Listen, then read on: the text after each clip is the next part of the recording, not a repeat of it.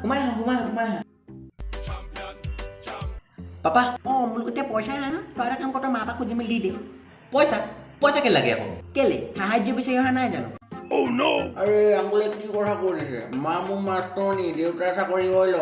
নপঢ়িলেও হ'ব তুমি লাইফ তোমাৰ টিপ টপ সেইবোৰ চব হ'ব বাৰু তুমি কোৱাচোন তুমি মোৰ ঠাণ্ডাখনত যে হাত খৰা চোলাটো পিন্ধি আহিছা এইটো মানে মই আছিলে আমাৰ কলেজৰ এটা সংগঠনৰ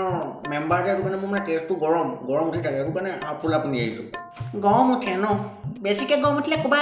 টিউবেল আছে বাল্টিঙে আনি পানী ঢালিম এই পাপা পানী বেছি লাগি থাকে আৰু পাই ক'ত লাগিলোঁ তাৰ গৰম উঠিছে বুলি কোৱাৰ কাৰণেহে কৈছোঁ মই অৱশ্যে তোমাৰ নামটো কি ন আংকল মোৰ নাম হৰ্ষ দে হৰ্ষ আইঅ দেখিবলৈ গুৱাহাটী নিচিনা ওলা বুলিয়েনো তোমাৰ মা দেউতাই তোমাক হৰ্ষ নাম দি দিব লাগেনে বাৰু এনেকুৱা হয়তো আমাৰ ইয়াৰ মুখখন দেখিবলৈ একদম হাইলাখ মলুৱাত নিচিনা কিন্তু মই ইয়াৰ নাম মলুৱা নথৈ গৌৰৱ থৈছোঁ সেইটো বেলেগ কথা যে কেতিয়াও মোৰ নামটো গৌৰৱ কৰিব নোৱাৰে হ'লেও নামটো গৌৰৱ থৈছোঁ আৰু হৰ্ষ নহয় হৰ্ষ এই আপুনি বাদে কৰিব আমি হেৰিলৈ যাওঁ আমি আলুন্দনলৈ যাওঁ আৰে ভাই সেইটো আলুন্দন বুলি নকয় আনলুদন বুলি কয় আলুন্দন তহঁতি কেনেবাকৈ আন্দোলনৰ কথা কৈছ নি আকৌ আন্দোলন প্ৰটেষ্ট তহঁতি মানে আন্দোলনলৈ যাবি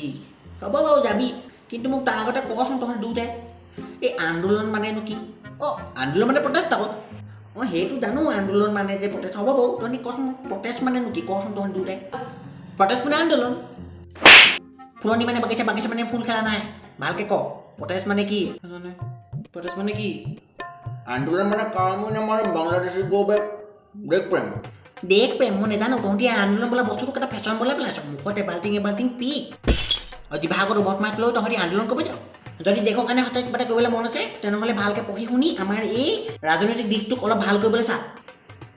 মই নকওঁ যে আন্দোলন কৰাটো বেয়া কিন্তু আজিকালি আন্দোলনত 1000-2000 মানুহৰ ভিতৰত চাগে অকল 100-150 মানুহৰ মনতহে আচল দেশ প্ৰেম আছে বাকী এইবোৰে চবেই ডক্টৰ নিচিনাকৈ মুখত এগৰা কমলা শেখৰ লৈ ফেচবুক ইনষ্টা হোৱাটছএপৰ ষ্টেটাছকেইটাৰ কাৰণেহে যায় না আংকুল একেবাৰে ঠিক কথা ক'লে দেই আপুনি মোৰ মানে বন্ধ হৈ থকা চকুটো একদম মেলি দিলে ধৰক মই এতিয়া চব বস্তু ডাঙৰকৈ দেখি পাইছোঁ এতিয়া দেশখন তহঁতি নৱপ্ৰজন্মবোৰ হাততে আছে আৰু যদি তহঁতি এতিয়া ভাল কাম কৰ তেতিয়া দেশখন ভাল হ'ব আৰু তহঁতি যদি বেয়া কাম কৰ তেনেহ'লে দেশখন ৰখাই থ'লে যাব আৰু